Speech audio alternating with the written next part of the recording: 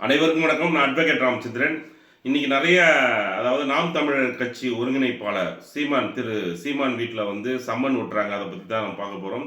பொதுவாக சம்மன் என்றால் என்னன்னா, நீதிமன்றத்தில் வந்து நம்ம வீட்டுக்கு வரும் சம்மன். அது பேர் சம்மன். நம்ம நிறைய பேர் சம்மன்லேயே நிறைய வேறுபாடுகள் நிறைய இருக்குது. அதாவது காவல்துறையிலேருந்து புகார் கொடுத்தா நம்ம அழைப்பாணை கொடுக்குறது, போலீஸ் ஸ்டேஷன்லேருந்து அழைப்பாணை கொடுப்பாங்க. நீதிமன்றத்திலே வந்து கிரிமினல் கோர்ட்லேருந்து அழைப்பாணை கொடுக்கலாம்.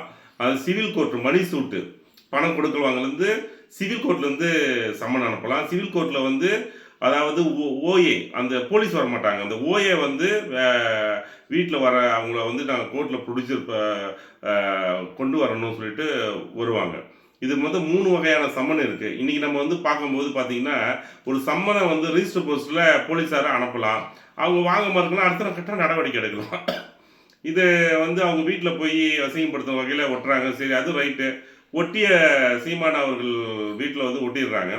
அதை அவங்க கிழிச்சிடுறாங்க. போலீஸாருக்கு அது என்ன, கிழிச்சா என்ன, கிழிக்கலாம். அவங்க வந்து நாளைக்கு ஆஜராகலாம், நீங்கள் நடவடிக்கை எடுங்க.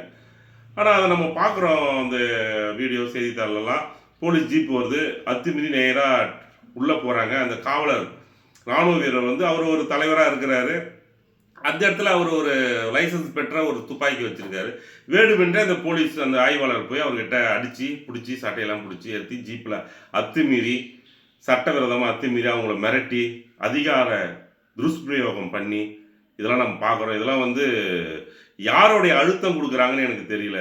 இது வந்து பொதுவான ஒரு கருத்து தான்.